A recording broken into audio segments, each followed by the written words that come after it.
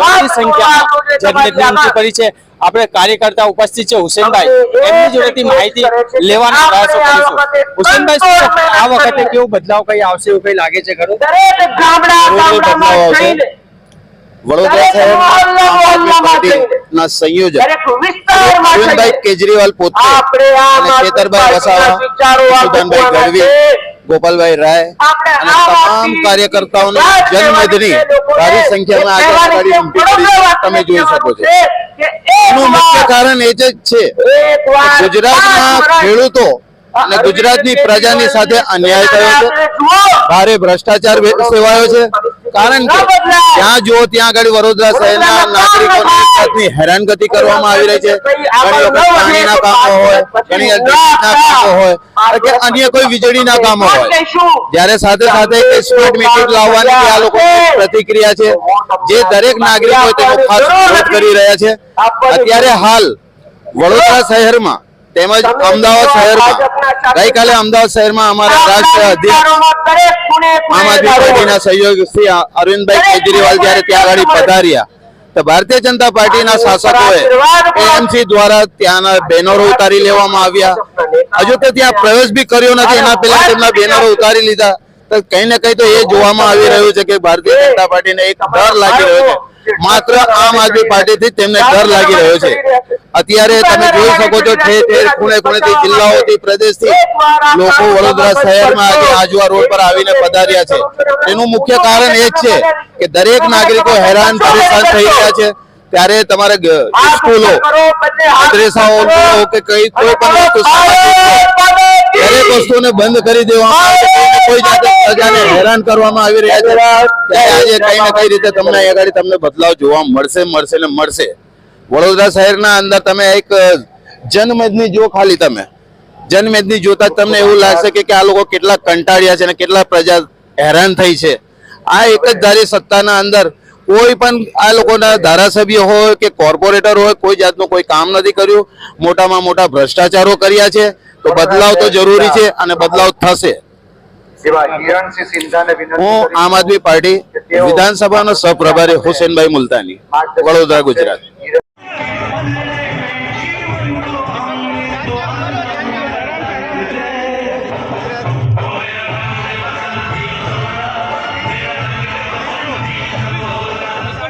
मेरा रंग दे बसंती चोला, मेरा रंग दे बसंती चोला,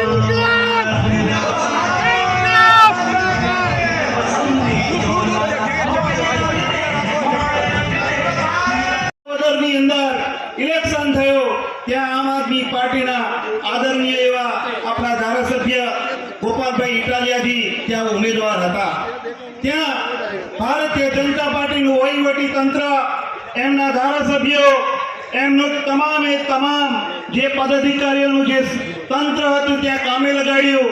એ લોકોએ પૈસો નાખ્યો, બધું જ કર્યું, ત્યાંની જનતાને ભરમાવાનું પણ કામ કર્યું સાથીઓ। પણ ત્યાંની જનતા ચેતી ગઈ કે હવે ભારતીય જનતા પાર્ટી અમારા માટે નથી, હવે તો અમારે આમ આદમી પાર્ટીને કંઈક આગળ લાવીશું તો જ અમારી પ્રજાનું કલ્યાણ થશે। એટલા માટે ગોપાલ ઇટાલિયાને વિસાવદરમાં ત્યાંની જનતાએ જીત અપાવી સાથીઓ। તો આ માટે આપણે જેમ ખેતરભાઈ વસાવાને જીત મળી, અહીંયા ગોપાલ ઇટાલિયાને જીત મળી, જેમ પંજાબની અંદર પણ સ્થાનિક સ્વરાજની અંદર જીત મળી, એવા દાખલાઓ આપણા ગુજરાતની અંદર બેસાડવાના છે સાથીઓ। અમારી તાકાત એ તમારી તાકાત છે, તમારી તાકાત એ જ અમારી તાકાત છે। કારણ કે એક હાથે તાલી ના વાગે સાથીઓ। જેવો તમે સહકાર અમારી આમ આદમી પાર્ટીને આપશો તો અમારો સાથ સહકાર પણ તમને સાથીઓ રહેશે। કારણ કે ભારતીય જનતા પાર્ટી પાસે તૈયાર થઈ જજો। આવનારા દિવસોમાં અમે નાત જાત ભેદભાવ ભાષા જાતિ પાર્ટીના નેતાઓ આ ભાજપને જડબા તોડ જવાબ દેવાનું કામ કરવાના છે। બોલો કેવો છે જડબા તોડ ધારાસભ્યો જે લડાઈ લડીને લોકોના કામ કરતા હોય તો ગુજરાતની જનતા વાતને જાણે છે કે હવે સમય થયો છે આ સરકારને ઉખાડી ફેંકવાનો। આજે જેમ વડોદરામાંથી આપણા બેનરો અમે વિનંતી કરીએ છીએ આગામી દિવસોની અંદર તાલુકા પંચાયત વ્યક્તિઓ બધા ભેગા મળે અને સમૂહને જાગૃત કરવાનું કામ કરે છે દોસ્તો. આજ ગુજરાતની પરિસ્થિતિ જાતી હોય એવા દ્રશ્યોને જોયા છે. આપ સૌને સવાલ થાય, એક શિક્ષણ, એક પોતાની શાળાઓમાં શિક્ષકો ન હોવાનો પ્રશ્ન હોય, જેની અંદર હિન્દુ, મુસલમાન, ભારત, પાકિસ્તાન, જ્ઞાતિવાદના નામે લોકોની આંખો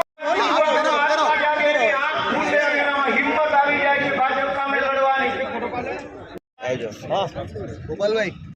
મારાથી કે જયકરભાઈ કે રાજકીય છતાં પણ તૂટેલા રોડ પ્રશ્નોનો હોય ઘંટી છે તેમને ક્લિક કરો જેથી અપડેટ ન્યૂઝ તમારા સુધી પહોંચી શકે.